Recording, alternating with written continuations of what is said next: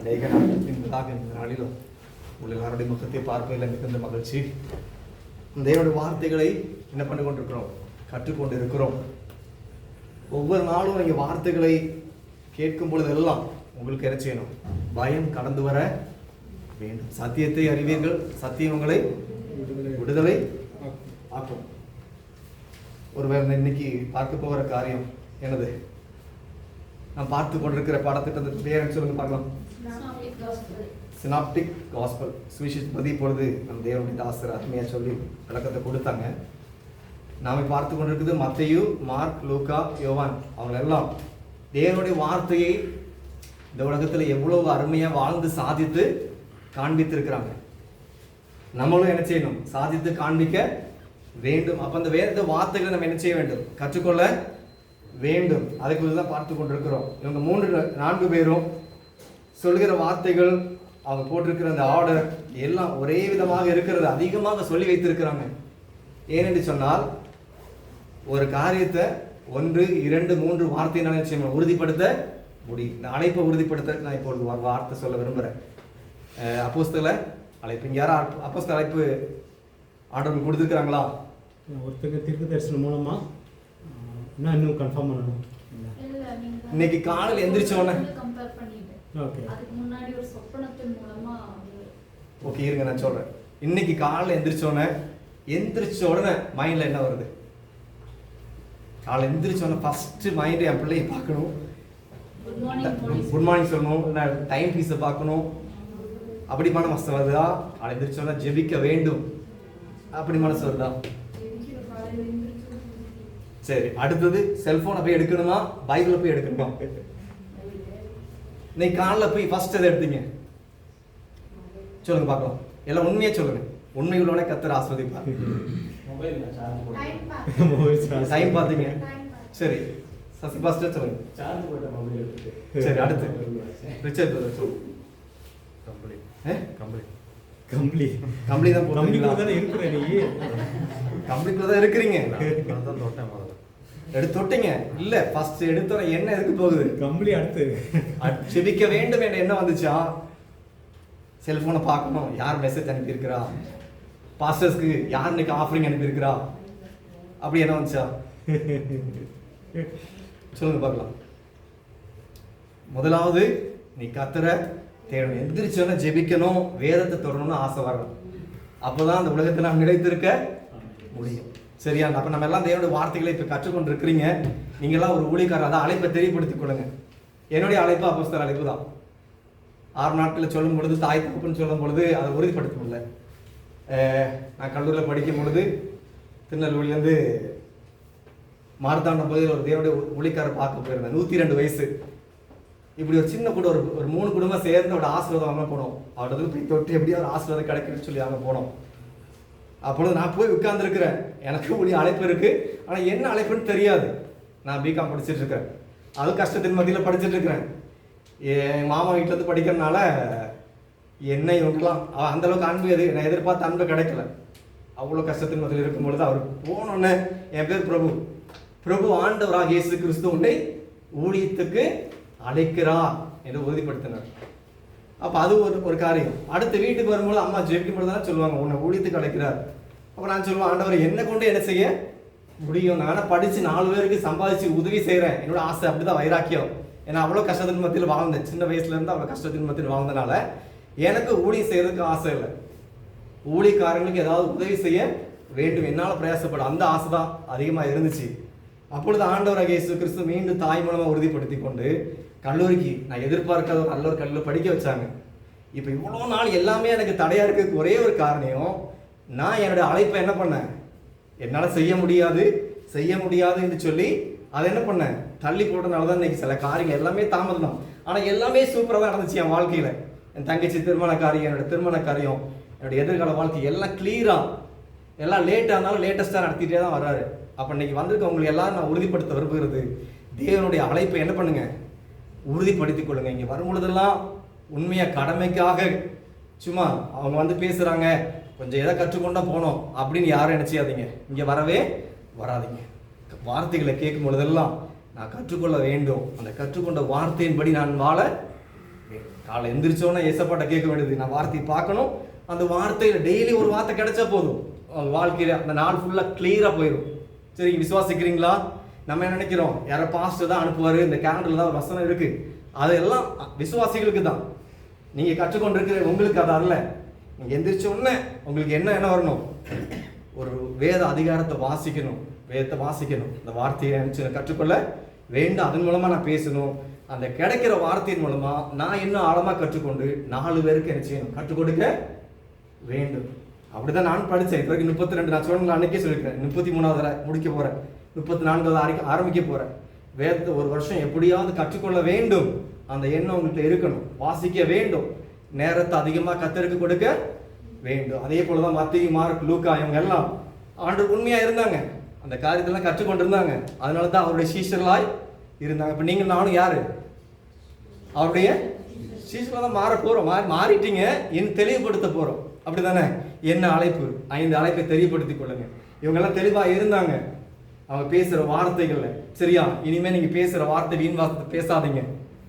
ஏன்னா இங்கே போட்டிருக்கு வார்த்தைகளை குறித்து பார்க்குறோம். அவங்க 4 காரியத்தை குறித்து நான் சொன்னாங்கன்னு சொல்லி ஆல்ரெடி நான் சொல்லியிருக்கிறேன். என்னது? வார்த்தை, ஆர்டர், சொற்றொடர், அடுத்தது பழமொழி. இந்த 4 காரியத்தை குறித்து அவங்க மாறி மாறி சொல்லிட்டு வந்துட்டு இருக்கிறாங்க. மாறி மாறி ஒவ்வொரு காரியத்தையும் அவங்க தெளிவாக சொல்லி கொடுத்து வந்துட்டு இருக்கிறாங்க. அதெல்லாம் நம்ம லைட்டாக கற்றுக்கொண்டு வருகிறோம். சரியா? ஒவ்வொரு சின்ன சின்ன ஸ்டெப்பாக ஏறினா தான் முடியும். நம்ம நினைக்கிறோம் ஒரே நாளில் ஒரு 3 ஸ்டெப் 4 ஸ்டெப் ஏறினா நல்லா இருக்குமே நினைக்கிறோம். அது ஒரு நாள் ஏறவே முடியாது, படிப்படியாக தான். அப்போ நீங்கள் ஒவ்வொரு நாள் இப்போவே ஆரம்பிச்சிருங்க கிளியராக. நாங்களாம் சில காரியம் தாமதத்துக்கு காரணம், சில காரியம் நம்ம அந்த அழைப்பை குறித்து முக்கியத்துவப்படுத்தலாம். அப்போ நீங்கள் அழைப்பை முக்கியத்துவப்படுத்திட்டு அந்த வார்த்தைகள்லாம் என்ன செய்யாங்க, இவங்க 4 பேர் பேசுறது ஒன்றாக இருந்தது. காரணம் என்ன? அவங்களுக்குள்ள இருந்த பரிசுத்த ஆவியானவர். ஆமென், ஸ்தோத்திரம். அப்போ அந்த பரிசுத்த ஆவியானவர் உங்களுக்குள்ள எப்பொழுது என்ன செய்யணும், தெளிவாக இருக்க வேண்டும். அப்போ அழைப்பை உறுதிப்படுத்திக் கொள்ளுங்க. இந்த நிஷாந்தரி சிஸ்டருக்கு சொல்றது அந்த அழைப்பை உறுதிப்படுத்திக் கொள்ளுங்க. என்ன அழைப்புன்னு சொல்லி உறுதிப்படுத்திக் கொள்ளுங்க. இந்த பட்டணத்தில் உங்களை கொண்டு என்ன பண்ணுவா, இன்னும் அநேகருக்கு ஆசீர்வாதமா வைப்பாங்க. அழைப்பை உறுதிப்படுத்திக் கொள்ளும் பொழுது. அப்போ இந்த வார்த்தையை இப்போ பார்க்க போகிறோம். வார்த்தை இந்த அவுட்லைன் பார்த்துட்டு நீங்க இதுக்குள்ள போயிடலாம். ஆக்சுவலா 4 சுவிசேஷ நூல்களை நம்ம ஒத்து பார்க்குறோம். ஏன் 4 சுவிசேஷ நற்செய்தி நூல் அப்படின்றத பார்த்துருக்குறோம். நற்செய்தி நூல்களை எழுதியவர்களை பற்றி இப்போ 4 பேர் எழுதியிருக்காங்க. 4 பேர் எழுதினவங்களை பற்றி பார்த்துட்டு அதெல்லாம் உங்களுக்கு நல்லா தெரியும். நற்செய்தி நூலில் குறிப்பிடப்பட்டுள்ள ஆட்சியாளர்கள், அது எந்தெந்த காலகட்டத்தில் நடந்துச்சு, யார் எந்த நாட்டை ஆண்டுகிட்டு இருந்தா, அதெல்லாம் பார்த்துருக்குறோம். அடுத்தது 2வது செக்ஷனை நம்ம பார்த்தது இயேசுவின் பிறப்பு மற்றும் பிறப்புக்கு முந்தைய சம்பவங்கள் பற்றிய வசனங்களை ஒத்து பார்த்தோம். நம்ம ஞாபகம் தானே? அதுதான் உங்களுக்கு அசைன்மெண்ட்டாக கொடுக்கப்பட்டிருந்துச்சு. சரி, அடுத்தது வந்து இயேசுடைய ஊழிய ஆயத்தம் பற்றி வசனங்கள் ஒத்து பார்த்தது. இது வந்து நம்ம ஏற்கனவே பார்த்து முடிச்சிட்டோம். அவர் வந்து 12 வயசுல இருந்தது, அதுக்கப்புறம் சோதனை வரைக்கும் நாசரேத்தில் போய் ஊழியம் செய்கிற வரைக்கும் நம்ம உள்ள காரியங்களை பார்த்தோம். நம்ம இந்த எல்லோவில் இருக்கிறது நம்ம பார்க்க வேண்டியது. இன்னைக்கு எல்லாத்தையும் சுருக்கமாக பார்த்து முடிக்க போகிறாங்க போட்டுக்கனால கடைசியில் இயேசுடைய கடைசி வார ஊழியங்களை பற்றி வசனங்கள் ஒத்து பார்த்தோம். அது முடிஞ்சிச்சு. இதில் ஏதாவது சந்தேகம் இருக்குது? அவங்களுக்கு தான் அவுட்லைன். உங்களுக்கு மோஸ்ட்லி எக்ஸாம் வந்து இதில் தான் இருக்கும். இயேசுடைய கடைசி வார ஊழியங்களை பற்றி அதிகமான கேள்விகள் வரும், பார்த்துக்கோங்க. இந்த பாடம் வந்து மனப்பாடமாக எது பண்ண முடியாது. 4 சுவிசேஷத்தை ஒத்து பார்க்கும்போது ரொம்ப மனப்பாடம் பண்ண வேண்டியது ரொம்ப கஷ்டம். மனப்பாடம் பண்ணியது இந்த எக்ஸாமும் உங்களுக்கு வித்தியாசமாக வைக்கலாம். அதனால் நீங்கள் தெரிஞ்சுக்கிறதுக்காக தான்.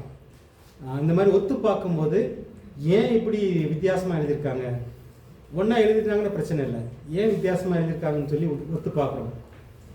அந்த மாதிரி பார்க்கும்போது இப்போ வந்து இயேசுடைய இன்னைக்கு நம்ம பார்க்கும்போது இயேசுடைய போதனைகளை ஒத்து பார்க்குறோம். போதனைகளில் வந்து 2 விதமான போதனைகள். ஓமை மூலமாக போதனை பண்ணியிருக்கிறாரு, பிளைனாகவும் போதிச்சிருக்கிறாரு. ஸோ இதில் உள்ள அதை வந்து நம்ம ஒத்து பார்க்குறோம். அடுத்து வந்து இயேசு செய்த அதிசய அற்புதங்களை ஒத்து பார்த்தது. அவர் மொத்தம் எத்தனை அற்புதங்கள் நிறைய செஞ்சார், ஆனால் 4 பேர் செஞ்சு எழுதுனதே கம்மி தான். எதை அடிப்படை அப்படி சொல்கிறோம்? இயேசு செஞ்ச எல்லா அற்புதத்தையும் எழுதலை. அதுக்கு ஏதாவது வசனம் இருக்குதா? யோவான் சொல்றாரு, யோவான் எல்லாத்தையும் எழுதுனா உலகம் பத்தாது. அதனால இயேசு செஞ்ச எல்லாத்தையுமே அவங்க எழுதலை, 4 பேருமே சரி. அதை நீங்கள் மனசில் வச்சுக்கிட்டு படிக்க போகிறோம். இயேசு செஞ்சது வந்து எத்தனை அற்புதம் மொத்தம் நம்ம கீழே பார்க்க போகிறோம். புதுசில் வரும் 30 அந்த மாதிரி நம்ம பிரித்து பார்க்க போகிறோம். அப்புறம் மேற்கோள் காலப்பட்ட பழைய ஏற்பாட்டு வசனங்களை ஒத்து பார்த்தது. இப்போ வந்து பழைய ஏற்பாட்டு வசனத்தை வந்து இவங்க கோட் பண்ணிகிட்டே இருக்காங்க. மத்தேயு பண்ணுறாரு, மார்க் பண்ணுறாரு, லூக்கா பண்ணுறாங்க. அதை நம்ம ஒத்து பார்க்கணும். அதுதான் இன்னைக்கு பார்க்க போகிறது மூணு. இந்த மூணோட பாடம் முடியுது. சரியா? இதில் வந்து ரொம்ப மனப்பாடம் பண்ணலாம் முடியாது. உங்களுக்கு புக்கு கொடுப்போம், நீங்கள் கம்பேர் பண்ணி பார்த்துக்கோங்க. பார்க்கும்போது உங்களுக்கு சில வெளிச்சங்கள் கிடைக்கும். ஏன் வித்தியாசம் இதில் பார்த்தீங்கன்னா, உதாரணத்துக்கு மத்தேயு வந்து ஒரு 40 வசனங்களை, பழைய ஏற்பாட்டு வசனங்களை 40 வசனங்களை கோட் பண்ணியிருக்கிறார். மார்க்கை பார்க்கும்போது 2 வசனம் 3 வசனம் கோட் பண்ணியிருப்பாரு. ஏன் இந்த வித்தியாசம்? உதாரணத்துக்கு, அதுக்கப்புறம் கிளாஸ்க்குள்ளே போயிடலாம்.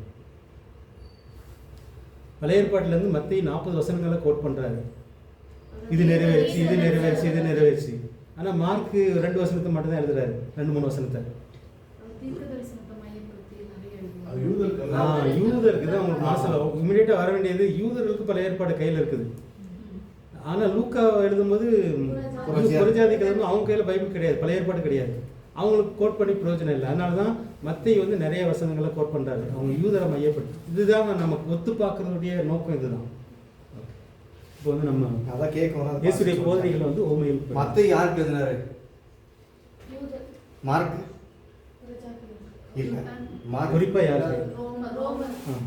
லூக்கா ரோம்ல உள்ள விசுவாசிகளுக்காக எழுதினார். புறஜாதிகள். யோவான் ஆவிக்குரிய அர்த்தத்தில் ஆவிக்குரியவர்களுக்காக. இறை. ஓகே, இதுதான் கிறிஸ்துவை ஏற்றுக்கொண்ட. ஓகே, நீங்க இப்போ போதனைகள் ஓமைகளில் பார்க்குறோம். இயேசுடைய போதனைகளில் ஓமை மூலமான போதனை, மற்ற போதனைன்னு சொல்லி பார்க்குறோம். அதில் ஓமைகளில் பார்க்கும்போது 3 பேர் சேர்ந்து எழுதின ஓமைகள். இல்லை, அந்த லிஸ்ட்டே வந்துடும். நீங்கள் லிஸ்ட் அப்படியே பார்த்து சொல்லலாம். இதில் வந்து நீங்கள் வந்து உங்களுக்கு தெரிஞ்ச ஓமை, தெரியாத ஓமை மட்டும் பார்த்துட்டு போயிடலாம். தெரிஞ்சுன்னா நம்ம அதை ரொம்ப பேச வேண்டாம். அதுதான். தெரியாத மட்டும் கொஞ்சம் பேசலாம். ஏன்னா எல்லா ஓமையும் பேசுறதுக்கு நேரம் இல்லை. மொத்த ஓமைகள் எவ்வளோ வந்துருக்கு ஞாபகம் இருக்குதா? இல்லை, 3 பேர் சேர்ந்து எழுதுனது 11. மத்தேயு, மார்க், லூக்கா அவங்க 3 பேர் சேர்ந்து எழுதுனது 11 ஓமைகள். 11 ஓமைகள். அதை வரிசையை போட்டு பாருங்க. அடுத்தது மத்தேயு, லூக்கா மட்டும் எழுதுனது 5. மத்தேயுல மட்டும் 13 ஓமைகள் எழுதப்பட்டிருக்குது. மத்தேயு மட்டும் 13. மார்க்கில் மட்டும் 2 ஓமைகள் எழுதப்பட்டிருக்குது. ஓகே. லூக்கால மட்டும் 21 ஓமைகள். லூக்கா நிறைய எழுதியிருக்கிறார். இது ஒன்னொன்னா தனியா பார்த்துட்டு போறதுக்கு நேரம் போதாது. யோவான் புத்தகத்தில் மட்டும் குறிப்பிடப்பட்ட ஓமைகள் ஒரு 3. இப்போ வந்து நீங்க அதை வாசிங்க. இந்த ஓமை தெரியும் அப்படின்னா விட்டுலாம், தெரியலன்னா மட்டும் பேச. தெரியாத ஒரு இருந்துச்சுன்னா மட்டும் டவுட் கேளுங்க. அப்படியே பாருங்க. நீங்க அதை பார்த்து வாசிச்சுட்டு சாரமற்று போன உப்பு தெரியுமா? எதுக்காக சொல்லப்படுது ஓமை?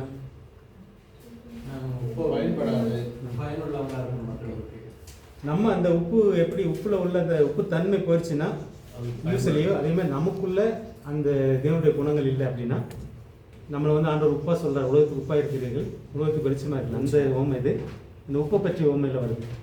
அது இதில் உங்களுக்கு எல்லாரும் புரியும் தானே? அப்போது நம்ம ஆவிக்குரிய குணத்தோடு இருக்கும்போது தான் நம்ம வந்து மற்றவங்களுக்கு உப்பு மாதிரி, உப்பு வந்து எப்படி ஒரு சாப்பாட்டுக்கு சுவை கொடுக்குதோ அது மாதிரி நம்ம வாழ்க்கை இன்னொருத்தவங்களுக்கு சுவையாக இருக்கும். அந்த சாரம் இருக்கணுன்றதான். அடுத்தது 2வது கிறிஸ்துவே ஒளி.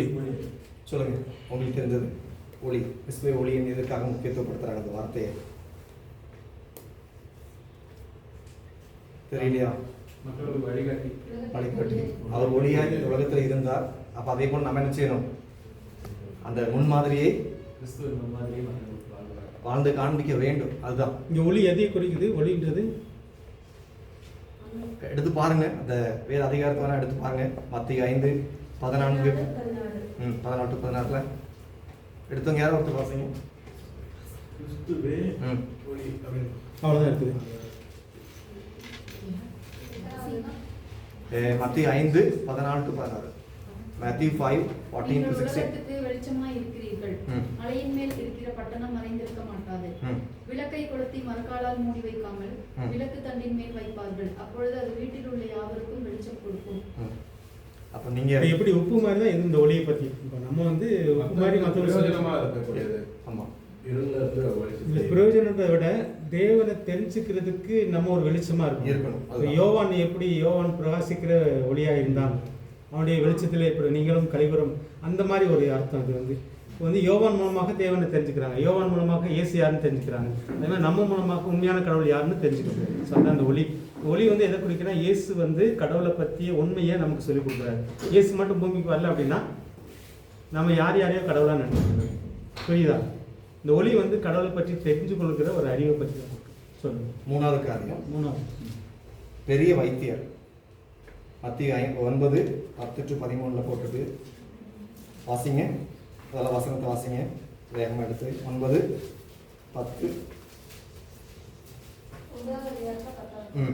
மத்தேயு 9.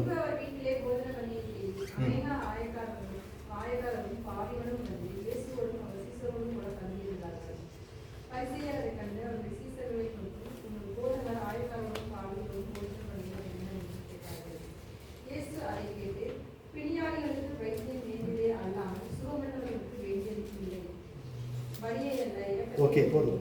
இந்த இடத்துல இயேசு என்ன சொல்கிறார்? இயேசு அதை கேட்டு பிணியாளிகளுக்கு வைத்தியன் வேண்டியது அல்லாமல் சுகம் உள்ளவங்களுக்கு தேவை இல்லை. இந்த வார்த்தையின் அர்த்தம் யாருக்கு தெரிஞ்சவங்க இது வரைக்கும்? அறியாதவங்களுக்கு ஒரு வைத்தியர் தேவையா இருக்கிறார். அப்ப அந்த வைத்தியரா நீங்க என்ன செய்யணும்? மாற வேண்டும். சரியா? உங்க மூலமா அற்புதம் நடக்க ரொம்ப மொட்டையா கிறிஸ்தவர்களுக்கு தேவையில்லை சொல்ல முடியாது. சரியா? இருக்கட்டும். அவர் இதோட அர்த்தம் என்னன்னா, பாவின்னு உணர்றவங்களுக்கு இயேசு வேணும். பாவின்னு உணர்வு இல்லாதவங்களுக்கு பரிசேருக்கு இயேசு தேவையில்லை. ஏன்னா அவங்க வந்து நான் நீதிமான் நினைக்கிறாங்க. நான் நல்லவன் ஒருத்தவங்க யாராவது நினைச்சாங்கன்னா அவங்களுக்கு இயேசு தேவையில்லை. நான் பாவி நினைச்சா தான் என்னை வந்து நீதிமானா மாத்துறதுக்கு ஒருத்தர் வேணும். புரியுது? அந்த அர்த்தம் இது. தேவை அப்படி வேணா சொல்லிடலாம். நான் நல்லவன் நினைக்கிறவங்களுக்கு, நான் நீதிமான் நினைக்கிறவங்களுக்கு இயேசு பிரயோஜனம் இல்லை. இயேசு யார் தன்னை பாவின்னு உணர்றாங்களோ அவங்களுக்கு அவங்கள நீதிமானாக மாற்றுறதுக்கு இயேசு வேணும். ஸோ அந்த அதே மாதிரி வைத்தியரும் இதில் சேரும். வியாதி உள்ளவங்களுக்கு வைத்தியம் வேணும். இந்த வியாதி எதை குறிக்குது அப்படின்னா பாவின்னு அந்த அந்த உணர்வோட சேரும். சரி. ஊமைனாலே ஒத்து பார்க்குறதா இருக்கும், ஒன்றை இன்னொன்னோட ஒத்து பார்க்குறது. அடுத்து 4வது மணவாளனின் தோழன். கொஞ்சம் வேகமா போகலாம், தெரியாத மட்டும் கேளுங்க. வசனம் வாசித்தீங்கன்னா உங்களுக்கு நேரம் பத்தாது. இந்த கேட்ட இந்த பார்த்த உடனே உங்களுக்கு என்ன தோணுது? மணவாளன் தோணுன்னா எந்த உபவாசம்? ஓகே, இப்போ வந்து யோவானுடைய சீசன், பரிசேயுடைய சீசன் உபவாசம் இருக்கிறாங்க. இயேசுடைய சீசன் உபவாசம் இல்லை.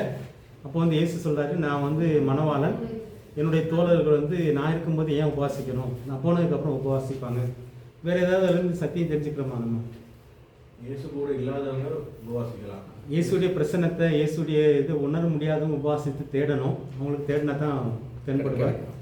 நம்மளுடைய பிரசன்னத்தை உணரும் போது உபவாசித்து தேட வேண்டிய அவசியம் இல்லை. அதான் முக்கியம். ஓகே, புதிய வஸ்திரம், புதிய துணி. ஓகே, பழசும் புதுசும் சேர்க்க முடியாது. நியாயப்பிரமாணத்தையும் புதிய பிரமாணத்தையும் சேர்க்கக்கூடாது. ஓகே, இப்போ பழைய பிரமாணம் என்ன, புதிய பிரமாணம் என்ன, எதையும் சேர்க்கக்கூடாது? 613 பிரமாணங்களையும் கொடுக்கப்பட்ட 2 புதிய பிரமாணத்தையும் சேர்த்து எப்போ பிறரையும் நேசின்னு சொல்லிட்டு கொலை செய்யாத பயன்படுத்தி மசங்களில் ஒட்டக்கூடாது. அன்புனால எல்லாமே வந்துடணும். ஓகே, பழைய வாழ்க்கை, அந்த பழைய பிரமாணம் வந்து பிரமாணத்தின்படி வாழ்வது வாழ்க்கை. பிரமாணத்தின்படி வாழ்ந்தால் தான் நீ நீதிமான். அவங்க சொன்ன மாதிரி யூதர்கள் வந்து நீதிமான் ஆகலாம். நான் எல்லா பிரமாணத்தையும் கடைப்பிடிச்சு வாழ்கிறேன் அப்படின்னா நீதிமான் ஆகலாம். ஆனால் புதிய பிரமாணம் யார் நீதிமான்? இயேசுனால நான் கழுவப்பட்டதுனால நீதிமான். இப்போ யார் நம்மளை நடத்தணும்? அவங்களுக்கு பிரமாணம், நம்மளை யார் நடத்தணும்? ஆவியானவர் நடத்தணும். அவங்களுக்கு வந்து பிரமாணம் நடத்துச்சு, நமக்கு வந்து ஆவியானவர் நடத்தணும். இந்த ரெண்டையும் மிக்ஸ் பண்ணக்கூடாது. ரெண்டையும் மிக்ஸ் பண்ணால் நமக்கு கொஞ்சம் குழப்பம் இருக்கும்.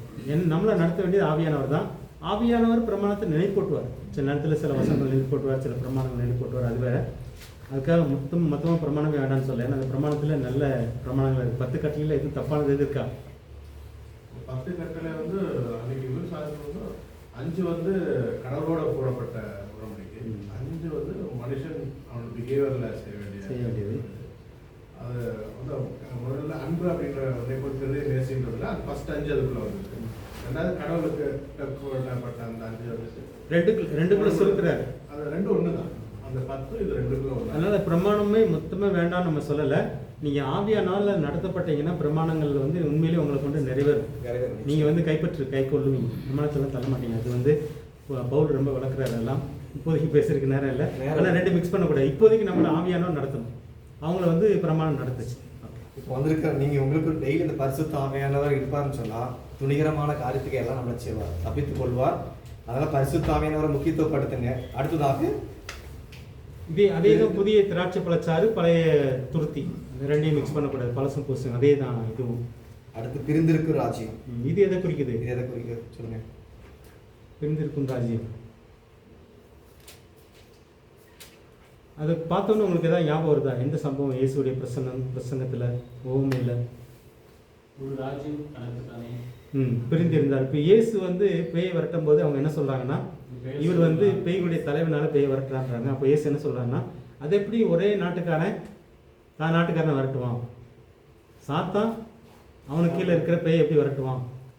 நான் வந்து ஆவியானவர்னால தான் விரட்டுறேன் அப்படின்ற வளர்க்குறதுக்காக இதை சொல்கிறார். பிரிஞ்சிருந்துச்சுன்னா இப்போ வந்து சாத்தானுடைய ராஜ்யம் இந்த மாதிரி வந்து ஒரு சாத்தான் ஒரு பேய் இன்னொரு பேயை விரட்டிட்டு இருந்துச்சு அப்படின்னா அவன் நாடு நிற்காதே. அதனால் நான் வந்து விரட்டுறது வேற, நான் விரட்டுறதுனால ஆவியானவர் உங்களுக்குள்ளே வர்றாரு, ஆண்டோடைய ஆளுகை உங்களுக்குள்ளே வருதுன்றாரு. அந்த சம்பவம் மட்டும் உங்களுக்கு ஞாபகத்தில் இருந்தால் போதும். அதான் 2 பேர் ஒன்றா சேர்ந்து கரெக்டாக இப்போ ஃபேமிலியில் நீங்கள் ஒன்றா இருந்தீங்கன்னு சொன்னால், ஒற்றுமையாக இருந்தீங்கன்னா சாத்தா என்ன பண்ண முடியாது, ஒன்றும் பண்ணவே முடியாது. அதை குழப்பிட்டேன்னு சொன்னால் பிரிந்து போயிடும். அப்படிப்பட்ட நிலைமைக்கு போய்விடக்கூடாது என்பதை முக்கியத்துவப்படுத்துகிறார். அடுத்து விதைக்கிறவன். இது எந்த இது எல்லாருக்கும் ஈஸியாக புரியும். கற்பாறையின் மேல் விதைக்கப்பட்ட விதை. ஸோ 4 விதமான விதை.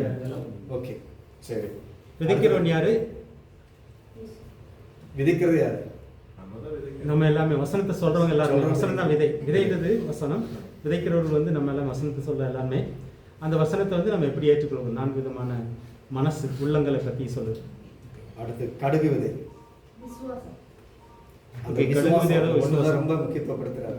விசுவாசம் இருக்கிறது ஸ்ட்ராங்கா இருக்க வேண்டும். கொஞ்சம் இருந்தாலும் அது எப்படி இருக்கணும், ஸ்ட்ராங்கா இருந்தா போதும். சின்ன அளவு விசுவாசம், சின்னதா கடுகு தான் அப்படின்ற மாதிரி. கடுகு அளவு பெரிய மலையை நகர்த்துன்ற மாதிரி. கடுகளவு விசுவாசம் இருந்தால் கூட பெரிய மலையை நகர்த்தும். இந்த விசுவாசத்துக்கு இருக்கிற வல்லமை பற்றி அதை சொல்றாங்க. வேற வீட்டு எஜமானாகிய மனுஷன். அடுத்தது அது கொலை செஞ்சிடுவாங்க. ஓகே. இப்போ வந்து வீட்டு முதலாளி வேலைக்காரன்ட்டு எல்லாத்தையும் ஒப்படைச்சிட்டு போகிறாங்க. அந்த முதலாளி வரும்போது உண்மையாக இருந்தால் அவனுக்கு வந்து பரிசு கிடைக்கும், ஏமாற்றி இருந்தால் அவனுக்கு. இது எதை குறிக்குது? எதுக்கு சம்பவம்? இது வந்து இப்போ நம்ம பேசின வரங்களோட சேர்ந்தது. நீங்கள் கொஞ்சம் கவனமாக யோசித்துக்கோங்க. இது கனெக்ஷன் அங்கே போயிடும். ஆண்டவர் வந்து நமக்கு வரங்களை கொடுத்துட்டு மேலே போயிட்டாரு. ஆவியானவர் கொடுக்கும்போதே வரங்களை கொடுத்துருக்காரு. அந்த வரங்களை நம்ம சரியாக பயன்படுத்தலை அப்படின்னா அந்த உண்மையற்ற ஊழியக்காரங்க பார்த்துக்கோங்க. இயேசு வரும்போது நான் உனக்கு கொடுத்த வரத்தை நீ பயன்படுத்தினியான்னு கேட்க போகிறேன்.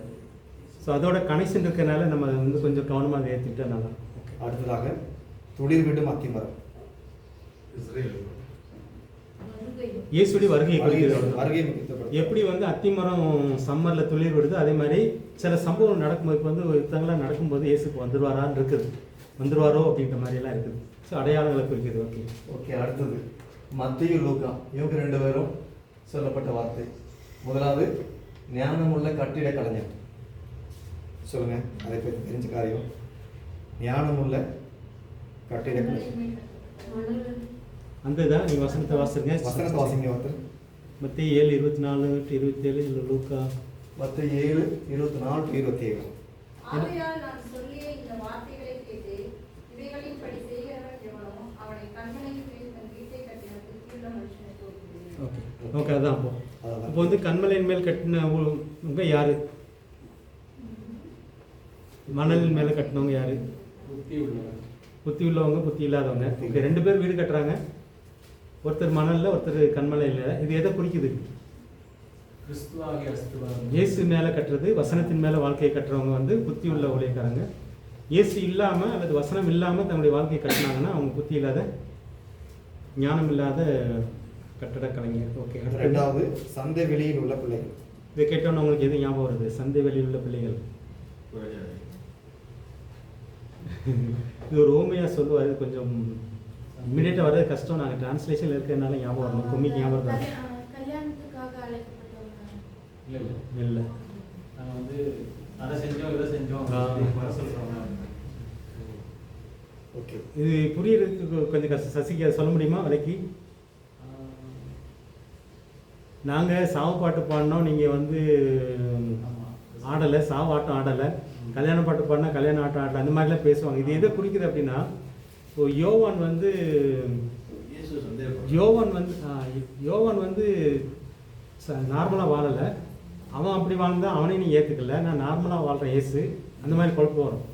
இயேசு வந்து நல்லா சாப்பிடுவார். அவர் ஒயினெல்லாம் குடித்தார், திராட்சை கொஞ்சம் சுரக்கி அதனால் வந்து இவனை குடிகாரன் போஜன பிரியன்னு சொல்லுவாங்க. அப்போ தான் இந்த ஓமை சொல்லுவார். ஆயக்காரர் பாவி இப்போ குடித்தோட யோவான் வந்து வேற ஒரு ஆட்டம் போட்டான், அது உங்களுக்கு புரியல. நான் வந்து இன்னொரு ஆட்டம் போடுறேன், உங்களுக்கு புரியல. நாங்கள் எப்படி நான் சாப்பிட்றேன் குடிக்கிறேன், அதை விட நான் சொல்கிறது உங்களுக்கு புரிய மாட்டேங்குது.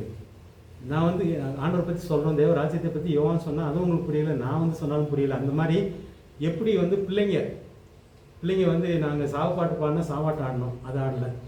கல்யாண பாட்டு பாடினா கல்யாணம் ஆடணும் ஆடல. அந்த மாதிரி ஒரு பிள்ளைங்க மாதிரி நீங்கள் இருக்கிறீங்க. யோனை ஏற்றுக்கல, என்ன ஏற்றுக்கல. இது புரியறது கொஞ்சம் கஷ்டமாக இருக்கும். அதோட சேர்ந்த ஒரு உண்மை. ஓகே, அடுத்தது போயிடலாம். யோனாவின் அடையாளம் யோனாவின் அடையாளம் சொல்லுங்கள்.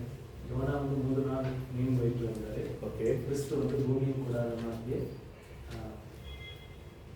பாதாள எந்த இடத்துல இந்த உண்மை சொல்லாரு எஸ்? அடையாளம் கேட்குறாங்க மக்கள் வந்து, நீ வந்து வானத்திலேருந்து வந்தானே எங்களுக்கு ஒரு அடையாளம் செஞ்சு காட்டு, நீ கடவுளுடைய மகனா எங்களுக்கு ஒரு அடையாளம், வானத்திலேருந்து ஒரு அடையாளத்தை காட்டுன்றாங்க. அப்போயே சொல்ல நான் கொடுக்க மாட்டேன்.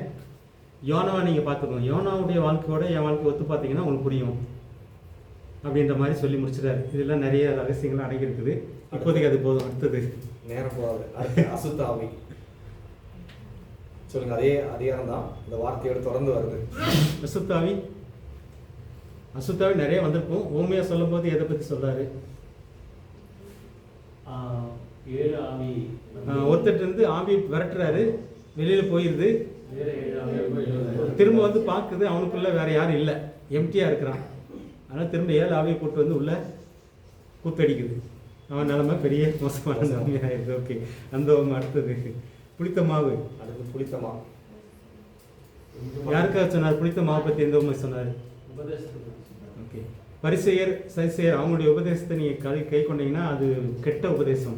அவங்க வந்து உண்மையிலே ஆண்டவரோட பழகுறதுக்கு உங்களுக்கு சொல்லிக் கொடுக்கல, ஆண்டவர் விட்டு பிரியறதுக்காக பாரம்பரியங்களை சொல்லிக் கொடுக்குறாங்க அப்படின்னு சொல்லி புளித்த உபதேசத்தை பற்றி சொல்கிறார். ஓகே ஓகே, அது முடிஞ்சு. அதோட மத்திய லூக்கா சொன்னது 5 மத்தியில் மட்டும். அடுத்தது மத்திய மட்டும் சொன்னது. முதலாவது காரியம் நிலத்தில் உள்ள காளைகள். முதலாவது இந்த உண்மை எங்கே சொல்கிறாரு, எதுக்காக சொல்கிறாரு, எங்க சொல்றாரு? செகண்ட் கம்பெனி பற்றி கேட்கணும் சொல்லுவாங்க. கலைகள். ஓகே, 2வது வருகைக்கும் சொல்கிறார். எதை பற்றி சொல்கிறார் அப்படின்னா, நான் விதைச்சிருக்கேன், சாத்தானும் விதைச்சிருக்கேன். தேவனும் விதைச்சிருக்காங்க, அது கதிர். சாத்தானும் கலைகளை விதைச்சிருக்காங்க. கடைசியில் என்ன நடக்கும்?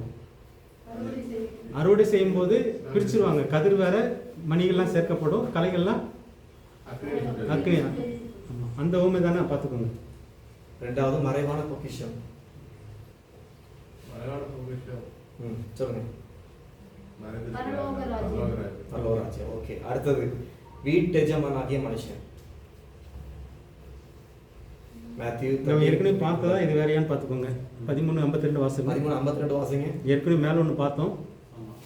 அப்பொழுது அவர் அவர்களை நோக்கி, இப்படி இருக்கிறபடியால் பரலோக ராஜ்யத்துக்கு அடுத்தவைகளில் உபதேசிக்கப்பட்டு தேறின வேதபாரகன் எவனும் தன் பொக்கிஷத்திலிருந்து புதியவைகளையும் பழையவைகளையும் எடுத்துக் கொடுக்கிற வீட்டெஜமானாகிய மனுஷனுக்கு ஒப்பாயிருக்கிறான். இங்கே அது வேற. அப்போ போன வீட்டெஜமானா இந்த இதோடைய அர்த்தம் என்னது? அப்போ பழசையும் பழைய ஏற்பாடையும் புதிய ஏற்பாடையும் சேர்ந்து போதிக்கிற ஒரு போதனை பற்றி சொல்லுது. புரியுதா? 2ஐயும் சேர்த்து, பழசையும் புதுசையும். பழைய ஏற்பாடு வேணான்னு ஒதுக்கி பழைய ஏற்பாட்டையும் புதிய ஏற்பாட்டையும் நீங்கள் வந்து ஒத்து சேர்த்து வச்சு போதிக்கிற ஒரு வீட்டுக்கு, ஆண்டோடைய வீட்டுக்கு எஜமான் அப்படின்ற போதனை. விலை உயர்ந்த முத்து.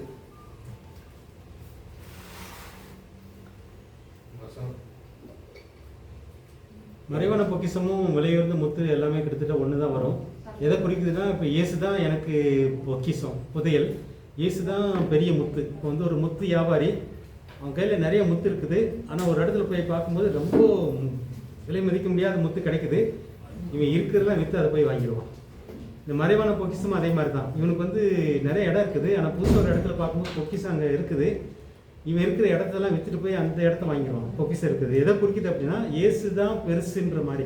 இயேசுக்காக எல்லாத்தையும் நான் விற்றுட்டு வாங்கிடுன்றது அந்த பொக்கிஷம் முத்தெல்லாம் அதோட சேர்ந்தது தான் இந்த முத்து. மீன் வலை. மீன் வலை. அடுத்து மீன் வலை எதை குறிக்குது? இதுவரை வந்து ஆழ பிடிக்கிறது. இப்போ மீன் பிடிக்கிறவங்க எப்படி மீன் பிடிச்சி கடல்லேருந்து நிறைய மீனை பிடிச்சிட்டு வருவாங்க, அதில் நல்ல மீன்லாம் எடுத்து வச்சுக்குவாங்க, ஒன்றுக்கு உதவாலாம் தூக்கி திரும்ப போட்டுருவாங்க. அதே மாதிரி வருகை குறித்த கடைசியில் உள்ள நிகழ்வு தான். ஆண்டோடைய பிள்ளைகளை வந்து சேர்த்துட்டு மற்றவங்களாம் தள்ளிடுறது தான் மீன் வலை. ஓகே. இரக்கமில்லாத ஊழியன். அடுத்தது மத்திய 18:21-35. இரக்கமில்லாத ஊழியன். ஞாபகம் வருதா? பிரசங்க கேட்டது இல்லையா? கடன் வாங்கினவங்க. Okay okay. அடுத்து திராட்சை தோட்டம். புரியுது தானே? நிறைய ஆண்டவர் வந்து இவன் கடன் வாங்கியிருக்கான், இவனுடைய முதலாளி மன்னிச்சிட்டாரு, ஆனால் இவன்ட்டு இன்னொருத்தன் கடன் வாங்கியிருக்கான், அவன் மன்னிக்கல, அதனால் இவனுக்கு மன்னிப்பு இல்லை, திரும்ப பிடிச்சி உள்ளே போட்டுறாங்க. ஓகே. அதனால் நம்ம வந்து இன்னொருத்தங்களை மன்னிக்கணுன்ற ஒரு சத்தியம் அதில். ஓகே. முக்கியமாக இந்த ஓமையை பார்க்கும்போது நமக்கு என்ன சத்தியன்றது மட்டும் புரிஞ்சிச்சுன்னா போதும், அதுதான் நம்ம பார்க்க வேண்டியது. ஓகே. அடுத்து திராட்சை தோட்டம் வேலையாட்கள். திராட்சை தோட்டம் வேலையாட்கள் நிறைய வரும். 20 மத்திய தானே இது. 1 வாசிங்க. 1 பாருங்க. பரலோகராஜ்யம் வீட்டு எஜமானாகிய ஒரு மனுஷனுக்கு ஒப்பாயிருக்கிறது. அவன் தன் திராட்சை தோட்டத்துக்கு வேலையாட்களை அமர்த்த அறிவாளியிலே ஓகே. இது போதும், புரிஞ்சு அவங்களுக்கு. இப்போ வந்து தோட்டத்தில் வந்து சிலர் வந்து காலையில் 9 மணிலேருந்து வேலை செய்கிறாங்க, சிலர் வந்து 12 மணிக்கு 10 மணிக்கு வராங்க, சிலர் வந்து 3 மணிக்கு வராங்க, கடைசியில் பார்த்து 5 மணிக்கு வந்து வர்றான். ஆனால் இவங்க என்ன நினச்சாங்கன்னா, முதல்ல வந்தவங்க எனக்கு நிறைய சம்பளம் கிடைக்கும்னு நினச்சாங்க. இந்த மாதிரி பல்லவத்தில் ஒரு சம்பவம் நடக்க போகுன்றாரு. இது எதை குறிக்குது? நான் பெரிய ஊழியர், எனக்கு பெருசாக கொடுப்பாரு, நம்ம அங்கே போய் நின்னா சில நேரத்தில் ஏமாந்து ஓடி இருக்கோம். அது எதை குறிக்குதுன்னு தெரியல, நீங்கள் பார்த்துக்கோங்க. அதனால் ஏதோ ஒரு ரகசியம் அடங்கியிருக்கு. உண்மையிலே ஆண்டவரோடு இருக்கிறவங்க எனக்கு என்ன கிடைச்சாலும் போதுன்ற திருப்தியில் இருப்பாங்க. ஆனால் இன்னொருத்தவங்களோட கம்பேர் பண்ணுறவங்க அங்கே போய் அங்கேயும் போய் ஏமாந்துருவாங்க. அங்கேயும் அதாவது எனக்கு ஆண்டவர் கொடுத்த ஊழியம் இது சரி, எனக்கு ஆண்டவர் கொடுத்த இது திருப்தி, அந்த திருப்தியில் இருக்கிறவங்களுக்கு வந்து ஏமாற்றம் வராது கடைசியில். ஆனால் மற்றவங்களோட கம்பேர் பண்ணிகிட்டே இருக்கிறவங்களுக்கு வந்து நிச்சயம் அங்கே போனாலும் ஏமாற்றம் இருக்குன்றது அந்த சத்தியம். ஓகே. 2 குமாரர்கள் நம்ம ஏற்கனவே பார்த்துட்டோம். கெட்ட குமாரன், நல்ல குமாரன். அவன் கொஞ்சம் புரிஞ்சுக்கோங்க. இன்னும் 2 பேரில் வந்து மூத்த வந்து கொஞ்சம் பிரச்சனைக்குரியவன். மொதல் டிரான்ஸ்லேஷன் வேற மாதிரி சொல்லிட்டாங்க எல்லாங்க. அதனால அப்படி மொதல் எல்லாரும் அப்படியே பழக்கி கொடுத்துட்டாங்கன்னு சொல்லி. அடுத்தது ஓகே. மனம் திருமண குமாரன், மனம் திரும்பாத குமாரன் வேணா சொல்லலாம். கல்யாண விருந்து.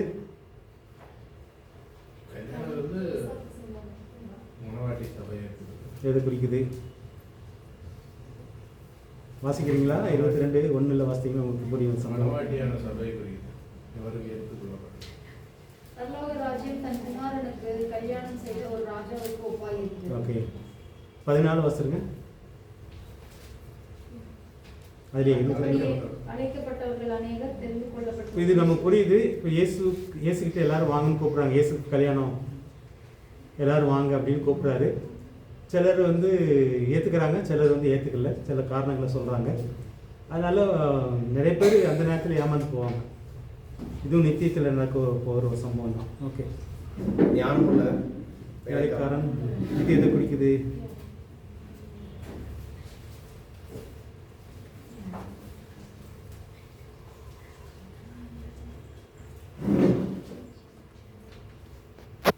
ஞானமுள்ள வேலைக்காரன். 24:45 வாசகங்களேன். ஏற்ற வேலையிலே தன் வேலைக்காரருக்கு போஜனம் கொடுத்து அவர்களை விசாரிக்கும்படி எஜமான் வைத்த. இது முக்கியமாக யார் குறிக்குது? இது முக்கியமாக ஊழியக்காரங்களுக்கு. இது ஊழியக்காரங்க கையில் வந்து விசுவாசத்தை கொடுத்துட்டு போகிறாரு ஆண்டவர். இவங்க வந்து வராங்க, சிலர் அடிக்கிறது, சிலர் கொடுங்கிறது, அந்த மாதிரி இருந்துச்சுன்னா ஆண்டவர் வந்து கடைசியில் வரும்போது இது வந்து ஊழியக்காரங்களையும் குறிக்குது. அந்த காலத்தில் இருந்த பரிசேயர், ஏன்னா அவங்க கையில் தான், யூத தலைவர்கள் கையில் தான் யூத சமுதாயம் இருந்துச்சு. அவங்க வந்து யூத சமுதாயத்தில் வந்து பிடுங்கி தின்னுட்டு இருந்தாங்க, மக்களை வந்து சரியாக கவனிக்கலை. அதனால் ஆண்டவர் வந்து அவங்ககிட்ட இருந்து பிடுங்கி 12 சீசர்கிட்ட கொடுக்குறதெல்லாம் குறிக்குது. அதெல்லாம் சேர்ந்தாது. ஓகே. அடுத்து 10 கன்னிகைகள். இது எல்லாருக்கும் தெரிஞ்ச ஒரு சம்பவம். இது எதை குறிக்குது? 10 கன்னிகைகள் ஆயத்தமாக இருக்கிறது. ஸோ எண்ணெயோட ஆயத்தமாக இருக்கிறது. எதுக்கு ஆயத்தமாக இருக்கணும்? அப்போது எண்ணெய் எது குறிக்குது? இது நம்ம பார்த்த அந்த அபிஷேகத்தோடு சம்மந்தப்பட்டது. வந்து உங்களுடைய அபிஷேகம் மங்கி போயிடுச்சு அப்படின்னா நீங்கள் திரும்ப ஆண்டவர்கிட்ட அபிஷேகத்தை கேட்டு நீங்கள் செயல்படுத்திகிட்டே இருக்கணும். அப்போ தான் இயேசு வர வரைக்கும் உங்களுக்கு வந்து சம்பாதிச்சுட்டே இருக்க முடியும். இயேசு வரும்போது வெட்கப்பட்டு போகாமல் இருக்க முடியும். எக்ஸ்ட்ரா ஆயில்னு சொல்லுவாங்க. அது 5 பேட் வந்து எக்ஸ்ட்ரா ஆயில் இருந்துச்சு. ஒரு ஆயில் தீர்ந்த உடனே, ஒரு அபிஷேகம் முடிஞ்சோடனே இன்னொரு அபிஷேகத்தை பயன்படுத்திகிட்டே இருந்தாங்க. இந்த 5 பேட் வந்து எக்ஸ்ட்ரா ஆயில் இல்லை. எக்ஸ்ட்ரா ஆயில் இல்லைன்னா யார்கிட்ட கேட்கணும்? இது ரொம்ப முக்கியமானதுனால நான் பேசுகிறேன். இயேசுகிட்ட கேட்டு நம்ம பயன்படுத்திகிட்டே இருக்கணும். ஆண்டவர் அந்த அபிஷேகத்தை வந்து பயன்படுத்திகிட்டே இருக்கும்போது தான் இயேசு வரும்போது நம்ம வெட்கப்பட்டு போகாமல் இருக்க முடியும். இல்லை அப்படின்னா திடீர்னு நம்ம ஏமாந்து போக வேண்டியிருக்கும். ஓகே, 10 தாளந்துகள் 10 வாங்கினவன் இது 2 தனியாக உட்படுத்தினா ஓகே. ஒரு நாள் கட்டி வச்சுருந்தான். இதுவும் ஆவிக்குரிய வரங்கள் தான். நம்ம ஏற்கனவே பார்த்த காரியங்கள். ஆவிக்குரிய வரங்கள் உங்களுக்குள்ளே இருந்துச்சுன்னா அதை நீங்கள் பயன்படுத்திட்டே இருந்தீங்கன்னா உங்களுக்கு கூட கிடச்சிட்டே இருக்கும். பயன்படுத்தாமல் இருந்தீங்கன்னா இருக்கிறதையும் பிடிங்க வரும். கொடுக்க மாட்டார், இருக்கிறது போயிடும். பயன்படுத்துறவங்கிட்ட கொடுத்துருவாரு. அவ்வளோதான். ஓகே, மார்க்கில் 2 மட்டும் சொல்கிறாரு. வளரும் வித்து ஜாக்கிரதையான வேலைக்காரன். வேலைக்காரர், அது எது குறிக்குது?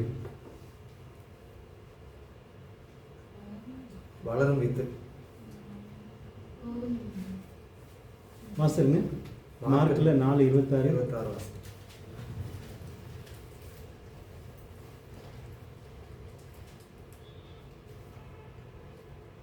பின்னும் அவர் அவர்களை நோக்கி, தேவனுடைய ராஜ்யமானது ஒரு மனுஷன் நிலத்தில் விதையை விதைத்து இரவில் தூங்கி பகலில் விழித்திருக்காத விதமாய் விதை முளைத்து பயிராகிறதுக்கு ஒப்பாயிருக்கிறது. இது எதை குறிக்குது? அப்போ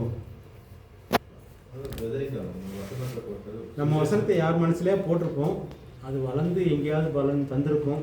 நித்தியத்தில் போகும்போது நம்ம அதோடைய பலனை பார்க்கலான்றதான். வளரும் வித்துன்றது வந்து இப்போ நம்ம மக்களுடைய மனசில் வார்த்தைகளை போடுறது. தேவனுடைய ராஜ்யம் வந்து அந்த வசனம் எப்படி விதை முளைச்சி வளர்ந்து பெருசாகுது அது மாதிரி வளர்ந்துருக்கும் அப்படின்றது. ஓகே, அடுத்து லூக்கா சொல்கிறது நிறைய இருக்குது. 21 இருக்குது. வேகமாக பார்த்து. ஜாக்கிரதையான வேலைக்காரர்கள் யார்? அது பார்த்தீங்களா? அது யார்?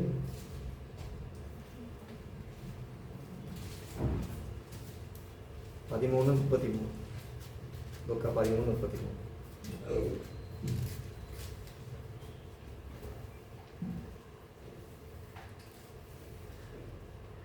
ஒரு மனுஷன் தன் வீட்டை விட்டு பிரதேசத்துக்கு பிரயாணம் போக எத்தனிக்கும் போது. மார்க் 13:33. 33 அது 2வது வசனம். 34. ஓகே ஓகே சரி. ஒரு மனுஷன் தன் வீட்டை விட்டு பிரதேசத்துக்கு பிரயாணம் போக எத்தனிக்கும் போது தன் ஊழியக்காரருக்கு அதிகாரம் கொடுத்து அவனுக்கு தன் வேலையையும் நியமித்து விழித்திருக்கும்படி காவல் காக்கிறவனுக்கு கற்பிப்பான். ஓகே, இது எதை குறிக்குது? அப்போ கடவுள் கொடுத்த வேலையை பொறுப்பாக செய்கிறது. பொறுப்பாக செய்யலை அப்படின்னா நம்மகிட்ட இருந்து வேறு யார்ட்டையாக போயிடும்ன்றது தான். ஓகே, இப்போ லூக்காவில் வந்து 21 இருக்குது. எல்லாம் பார்க்க முடியுமா? நான் ஒன்று சொல்கிறேன், தெரியாத மட்டும் கேளுங்க. சரியா? எனக்கு திருப்பி அடுத்தது இன்னும் அடுத்த டாபிக் பார்க்க வேண்டியிருக்கு. நேரமும் போதாது. நான் சொல்கிறேன், ஒன்றுனா சொல்கிறேன். 21 பொறுமையாக வாசிக்கிறேன். அது தெரியாத மட்டும் அப்படியே கேளுங்க. முதலாவது காரியம் 2 கடனாளிகள். நம்ம ஏற்கனவே பார்த்தது இந்த மன்னிப்பு பற்றி நினைக்கிறேன். மன்னிப்பை பற்றி சொல்லுது. ஒரு கடனாளிக்கு மன்னிச்சிடாரு, அவன்கிட்ட இன்னொருத்த கடன் வாங்கியிருக்கான், அவனுக்கு மன்னிக்கலை, அதனால் இவன் மாட்டிக்கிறான். மன்னிச்சா தான் ஆண்டவர் நமக்கு மன்னிப்பாக இருந்தது. ஓகே, நல்ல சமாரியன் உங்களுக்கு எல்லாருக்கும் தெரியும். அடுத்து தெரியுங்க, நல்ல சமாரியன் தெரியும். நடுராத்திரி நண்பன் அப்பா கேட்பாங்க. நடுராத்திரி நண்பன் நண்பனாக இருக்கிறதுக்கு வந்து கொடுக்காட்ட கூட இல்லை, எதுக்காக அந்த ஊமை சொன்னார்? அதில் நமக்கு தெரிஞ்சுக்க வேண்டிய சத்தியம் என்னது? நாம் அவர்கிட்ட வந்து ஜெபம் பண்ணும்போது ஜெபம். ஓகே, நம்ம விடாமல் ஜெபம் பண்ணும்போது நமக்கு வந்து அதோடைய பலனை பார்க்க முடியும். ஜெபத்துக்காக அதை சொல்கிறார். ஓகே, பணம் படைத்த முட்டாள். உலகம் முழுவதும் ஆதாயப்படுத்திருந்தாலும் இல்லை, ஒருத்தர் சொல்கிறான் பாருங்கள், பணக்காரன் ஒருத்தன், இந்த வருஷம் எனக்கு நிறையா விளைஞ்சிருக்கு, நான் எல்லாத்தையும் கூட்டி வச்சு எல்லாத்தையும் இடிச்சிட்டு பெருசாக ஒன்று கட்டினா கட்டி சேர்த்து வச்சா நல்லா இருக்கும்னு யோசிக்கிறேன். அன்றைக்கி தான் ஒரு சத்தம் கேட்குது, இன்றைக்கி நைட் நீ செத்து போயிட்டேன்னா. ஓகே, அந்த இதுன்னு நினைக்கிறேன். பணம் படைத்த முட்டாள். அடுத்து காவல் காக்கும் வேலைக்காரன்.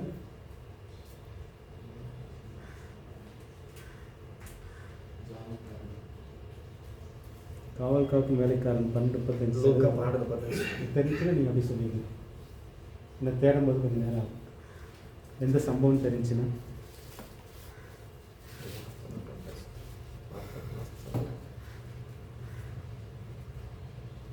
லூக்கா 12:35 வாசங்க.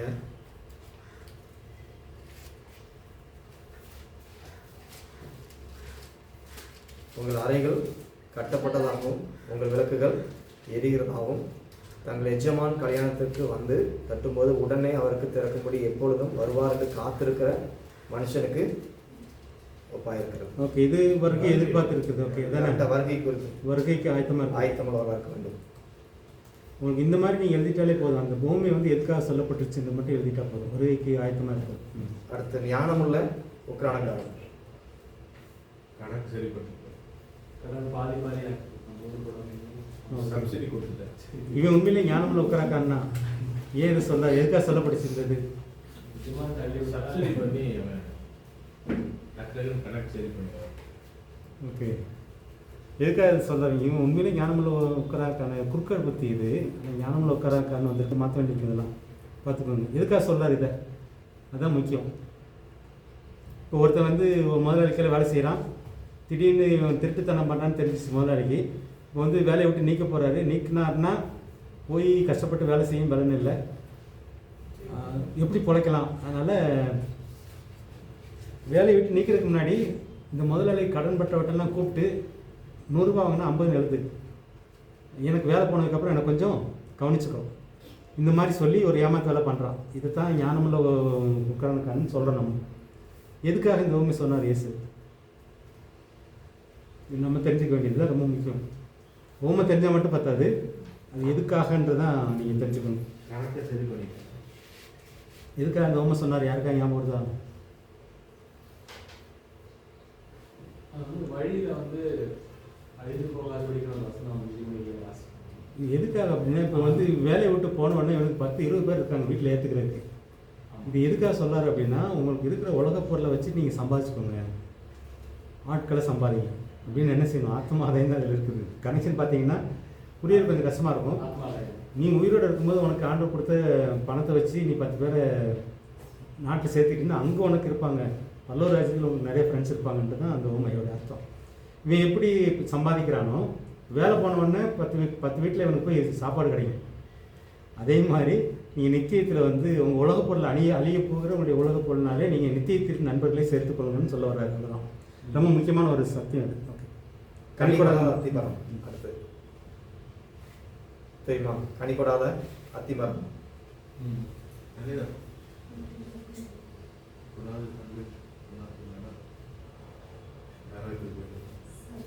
அத்திமான சபைக்கிறார். Okay, okay. இது வந்து அந்த இஸ்ரேல் ஜனங்களை குறிக்கும். அந்த நாட்டில் வந்து இயேசு எதிர்பார்த்தாரு பரிசேயர்கிட்ட. அவங்க கனி கொடுக்கல, அதனால் அவங்களுடைய பொறுப்பு வாங்கி 12 சீசரில் கொடுக்குறாரு. அவங்க கனி கொடுக்குறாங்க. ஸோ அது மாதிரி கனி போடாத மரம் வந்து பயனற்று போயிடும்ன்ற கருத்து தான். ஓகே, வெட்கப்பட்ட விருந்தாளி ஞாபகம் இருக்குது? அதாவது வெட்கப்பட்ட விருந்தாளி முதன்மையான இடத்த விரும்புகிறாங்க. அதுதான் பார்த்துட்டீங்களா? இல்லை, அதான் வார்த்தை முக்கியத்துவம் தான் சொல்கிறது. முதன்மையான இடத்துக்கு போகணும்னு சொல்லி ஆசைப்படக்கூடாது. முன்னால் போய் இருக்கணும்னு பெருமை, முன்னால் போய் இருக்கணும்னு ஆசைப்படக்கூடாதுங்கிற அர்த்தத்தில் சொல்கிறாங்க. பெருமை. நீங்கள் ஒரு விருந்து வீட்டுக்கு போகும்போது நார்மலான இடத்துல போய் உட்காருங்க. அவங்க கூப்பிட்டு உங்களை கனப்படுத்தட்டும். நீங்களாக போய் ஒரு நல்ல இடத்துல உட்காந்தீங்கன்னா நீங்கள் வெட்கப்பட வேண்டியிருக்குன்ற இந்த இதுக்காக. ஓகே, அடுத்ததாக பந்திக்கு அழைப்புவர். இது வந்து கொஞ்சம் விளக்கமாக எழுதலை. ஓரளவுக்கு நம்ம அடுத்து வரும்போது இந்த புக்கில் போடும்போது அது வர்ற மாதிரி நம்ம போடலாம். இதை கொஞ்சம் யோசிச்சுக்கோங்க. உங்களுக்கு வந்து இதில் வந்து உங்களுக்கு எக்ஸாமில் வந்து நீங்கள் பார்த்து கூட எழுதலாம் இந்த எக்ஸாம். ஆனால் நீங்கள் வந்து அந்த உண்மையான கருத்து தெரிஞ்சு எழுதணும். இந்த பாடத்துக்குரிய எக்ஸாம் அப்படி கூட வைக்கலாம், நம்ம பார்த்து எழுதுற மாதிரி. முக்கியமாக இந்த மாதிரி உண்மைகளை தெரிஞ்சுக்கிட்டு இதோடைய உண்மையான எதுக்காக சொல்லப்பட்டுச்சுன்றதை நீங்கள் யோசிச்சு எழுதணும். அப்படி பார்த்துக்கணும். அந்த மாதிரி கொஸ்டின் தான் நமக்கு. இது வந்து உங்களுக்கு ஒரு ட்ரையல் மாதிரி பார்க்குறோம். மீதி உள்ள நீங்களே பார்க்கணும். வீட்டில் போய் எல்லாத்தையும் நீங்கள் பார்க்க முடியும். இப்போ நீங்கள் படிக்கிறது கொஞ்சம் கிளியராக படிச்சிட்டிங்கன்னா அடுத்து உங்கள் மூலமாக என்ன பண்ண முடியும்? உங்களை ஆண்டவரை பயன்படுத்த முடியும். உங்கள் மூலமாக 4 பேருக்கு இன்னும் இதே போல உங்கள் மூலமாக அநேகரை உருவாக்க முடியும். அதனால் கற்றுக்கொள்றத பிரயாசப்பட்டு என்ன பண்ணுங்க, ஆழமாக கற்றுக்கொள்ளுங்க. அடுத்து பந்திக்கு விருந்தாளிகள் 14-15 வாசிங்க. லூக்கா 14 பார்க்க உங்களுக்கு விடுகிற மாதிரி இருக்குதா? நமக்கு அதை பார்த்தோன்னா ஏதோ ஒரு அந்த கருத்து வரணும். எதுக்காக அந்த உண்மை சொல்லலாம்னு தெரிஞ்சுக்கலாம். அவ்வளோதான். அவரோடு கூட பந்தி இருக்கிறவர்களில் ஒருவன் இவைகளை கேட்ட பொழுது அவரை நோக்கி, தேவனுடைய ராஜ்யத்தில் போஜனம் பண்ணுகிறவன் பாக்கியவான் என்றான். அடுத்த வருஷம் இல்லை, எதுக்காக சொல்லாரு? உங்களுக்கு புரிஞ்சுன்னா சொல்லிடுங்க. எதை சொல்ல வர்றாரு? ராஜ்யத்தை கட்டுற பணியில் இருக்கிறவங்க. அதோட தொடர்ந்து அதான் அந்த அடுத்த வார்த்தை தான் ஏன்னா 24 வரைக்கும் அதில் இருக்குது. ஆமாம். என்ன சொல்ல வராங்க இது மூலமாக, நமக்கு என்ன தெரிஞ்சுக்கணுன்றது முக்கியம். தெரிஞ்சாங்க சொல்லுங்க பார்க்கலாம்.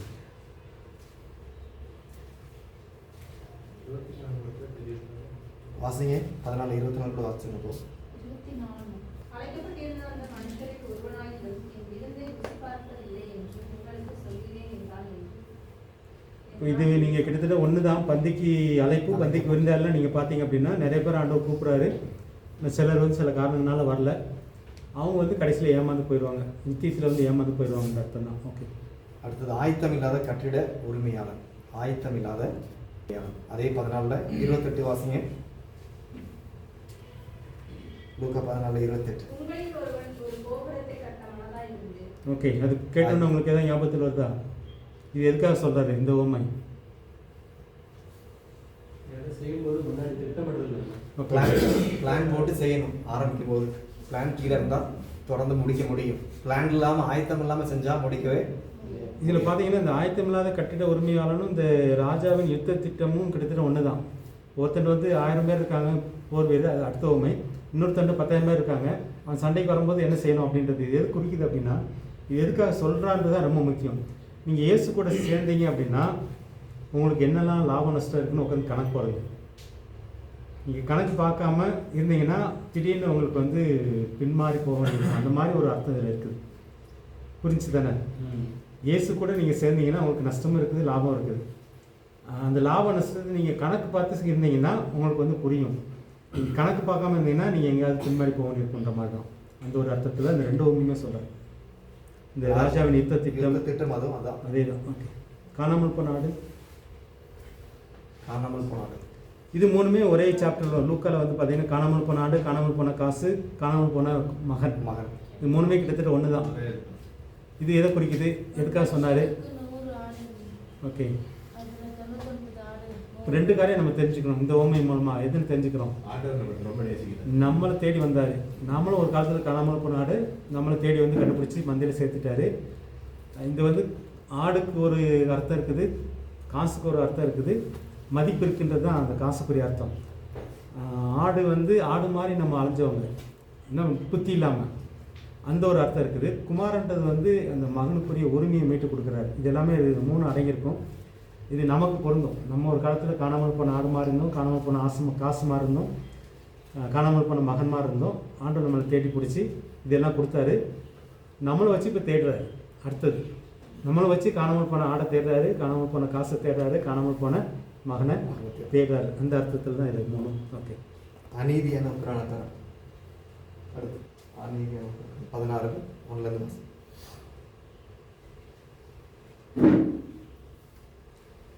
இது பார்த்தோன்னே ஞாபகம் வருது அவங்களுக்கு ஏதாவது? அநீதியான நியாயாதிபதியே உக்ரான காரணம்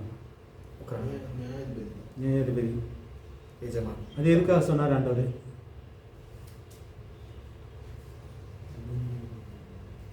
ஞாபகம் இருக்குதா?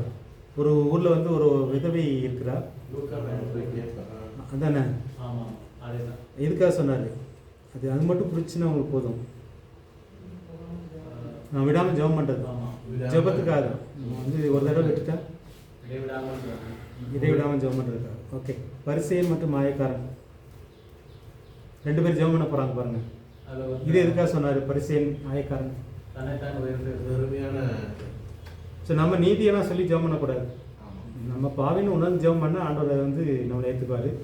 நம்ம நல்லது செஞ்சோம், அதை செஞ்சோம், இதை செஞ்சோன்னு சொல்லி ஜெபம் பண்ணால் ஆண்டவர் நம்மளை ஏற்றுக்க மாட்டார். அது புரிய வைக்கிற காரணம். ஐஸ்வர்யவான் லாசரு. ஐஸ்வர்யவான் லாசர் விட்டுட்டோம். ஓகே. இருக்கு. அடுத்தது 17. நம்ம அது கீழே வந்துட்டோம். ஓகே. நீதியாக குரான்காரனுக்கு ஓகே. ஓகே. ஐஸ்வர்யவான் லாசருக்கு தெரியல, எதுக்காக சொன்னார்? தெரிஞ்ச ஒரு உண்மை தான் அது. அதுலேருந்து நம்ம தெரிஞ்சுக்க வேண்டியது ஐஸ்வர்யவான் லாசர். மற்றவங்களுக்கு இறங்கி காட்டணும். ம். நம்ம பொருள் சேர்க்கறதுனால கூட்டி அடிச்சு நம்ம அனுபவப்படல. ம். முக்கியமாக செத்ததுக்கப்புறம் ஒரு வாழ்க்கை இருக்குது, அதை நினச்சி வாழணும் தான். நீங்கள் நல்லா சுருக்கமாக தெரிஞ்சுக்கணும் அப்படின்னா மரணத்துக்கு அப்புறம் உள்ள வாழ்க்கையை நீங்கள் நினச்சி வாழ்ந்துக்கோ. பணக்காரன் அதை நினச்சி வாழல, லாசருக்கு வந்து அந்த நினைப்பு இருந்துச்சு. அதனால தான் ஆபிரகாம் அடிக்க போகிறான் செத்ததுக்கு அப்புறம். பணக்காரனுக்கு வந்து போக முடியல. 2 பேருமே ஆபிரகாமுடைய சந்ததி தான். ஆனால் இவன் வந்து செத்ததுக்கு அப்புறம் உள்ள வாழ்க்கையை நினச்சி வாழ்ந்தான், இவன் நினச்சி வாழல. அவ்வளோதான். பணக்காரன் ஏழைன்றது கூட வித்தியாசம் கிடையாது. மரணத்துக்கு அப்புறம் உள்ள வாழ்க்கை ம் பணக்காரங்க 2 பேருக்கு மற்றதுக்கு அப்புறம் ஒரு வாழ்க்கை இருக்கு. ஆமாம். அங்கே தான் ரிசல்ட் இருக்கு. ஓகே. வேலையாளின் கடமை ஊழியம்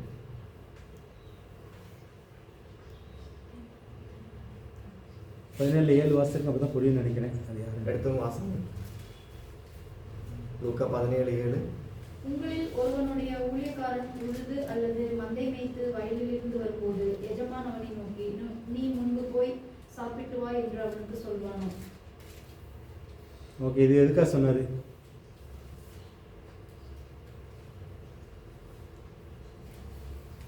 ஆமாம், செஞ்சதுக்கு சரியான கூலி அல்லது நமக்கு இது கிடைக்கும் அப்படின்னு நினைச்சிருக்கு.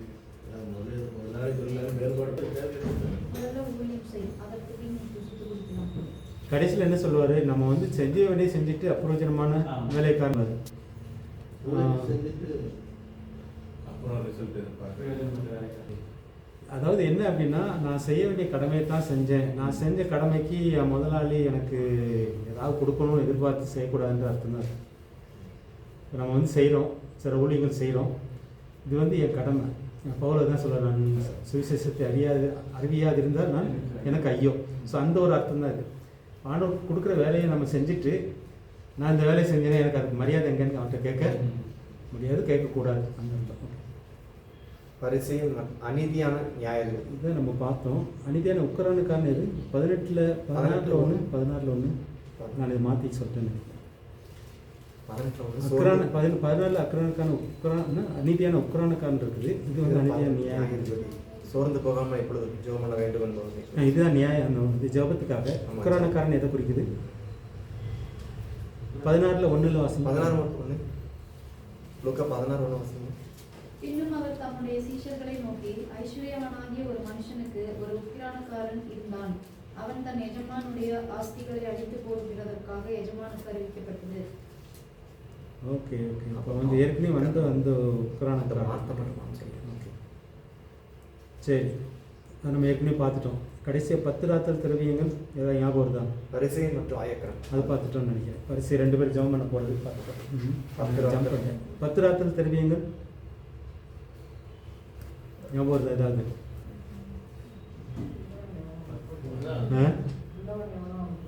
கொடுக்கப்படுமா? வாசங்க 19:11. இப்போ காசு 10 காசு பிரித்து கொடுத்த மாதிரி தான் இந்த 10 ராத்தல் தெரியுமா? பார்த்துருங்க. அவர்கள் இவைகளை கேட்டுக்கொண்டிருக்கையில் அவர் எருசலேமுக்கு சமீபித்தபடியினால் தேவனுடைய ராஜ்யம் சீக்கிரமாய் வெளிப்படும் என்று அவர்கள் நினைத்தபடியினாலும் அவர் ஒரு உவமையை சொன்னார். பிரபுவாகிய ஒருவன் ஒரு ராஜ்யத்தை பெற்றுக்கொண்டு திரும்பி வரும்படி தூர தேசத்திற்கு போக புறப்பட்டான். புறப்படும்போது அவன் தன் ஊழியக்காரனை 10 பேரை அழைத்து அவர்களுக்கு 10 ராத்தல் திரவியங்கள் கொடுத்து, ஓகே. அதே தான். எப்படி அந்த காசு கொடுக்குறாரு அதே மாதிரி தான். அதோடு சேர்ந்த உண்மை தான் இது. வந்து ஆண்டவர் நம்ம கொடுத்த வரத்தை நம்ம எப்படி பயன்படுத்துகிறோன்றது தான் இதோட இது. லூக்கா இதோட முடிஞ்சு. யோவானில் 3:3 மட்டும் அதோட முடிக்கலாம் நம்ம. ஜீவாப்பம், நல்ல மேய்ப்பன், திராட்சை செடியும் கொடிகளும். ஜீவாப்பம் யாரு? இயேசு. நல்ல மேய்ப்பன் யாரு? திராட்சை செடி யாரு? கொடி யாரு? செடி செடி அவரு, கொடி நம்ம. அவ்வளோதான். இந்த உண்மை ரொம்ப ஈஸி தான். ஓகே. மற்ற உண்மைகள்லாம் நம்ம வந்து இதோட போதுன்னு நினைக்கிறேன். மீதி அவங்களுக்கு தர்றோம், புக்கில் தர்றோம், பாடம் இதோட முடியுது. இதே மாதிரி தான் மற்ற போதனைகள், அதில் வந்து 3 பேர் சொன்னது மற்றது இருக்கும். அதுக்கு அதே மாதிரி தான் கடைசியில் வந்து இதே ஒரு டாபிக் போட்டுருந்து உங்களுக்கு புரியலன்னா மட்டும் பாஸ்டர்ல எங்க இடம் குரூப்பில் கேட்டுக்கோங்க. படித்து பார்த்துட்டு உங்களுக்கு புரியலன்னா ஜஸ்ட் ஒரு அண்டர்ஸ்டாண்டிங் இருக்காங்க. இது வந்து நம்ம மனப்பாடம்லாம் பண்ண முடியாது. இந்த ஓமையை மூலமாக ஆண்டவர் என்ன சொல்ல வராரு, என்ன புத்திமதி சொல்லாருன்னு மட்டும் நம்ம தெரிஞ்சுக்கிட்டா நமக்கு போதும். இது தெரிஞ்சுக்கிட்டீங்கன்னா நாளைக்கு சுவிசேஷம் சொல்லும் போது அந்த வார்த்தை உள்ளே இருக்கும்போது நிச்சயமாக ஈஸியாக நினச்சிக்க முடியும்.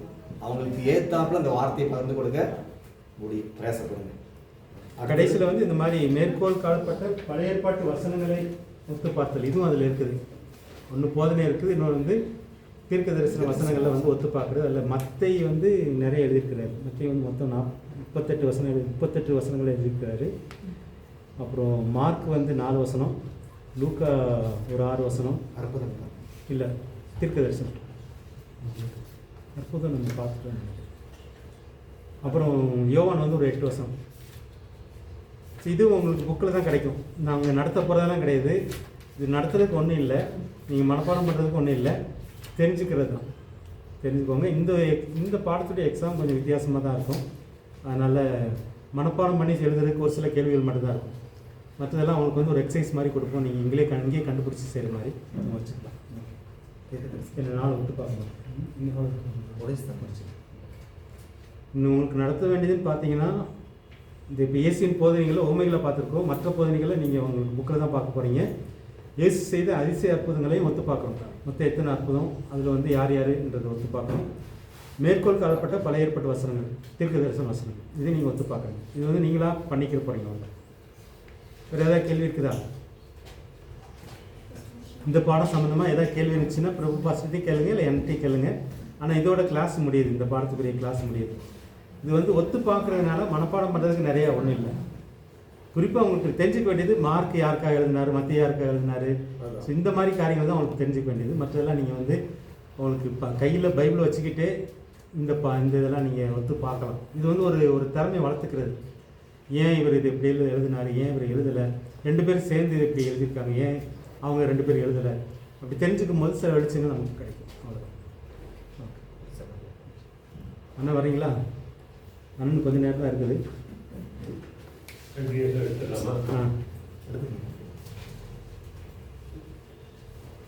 யாரும் கேட்க மாட்டாங்க.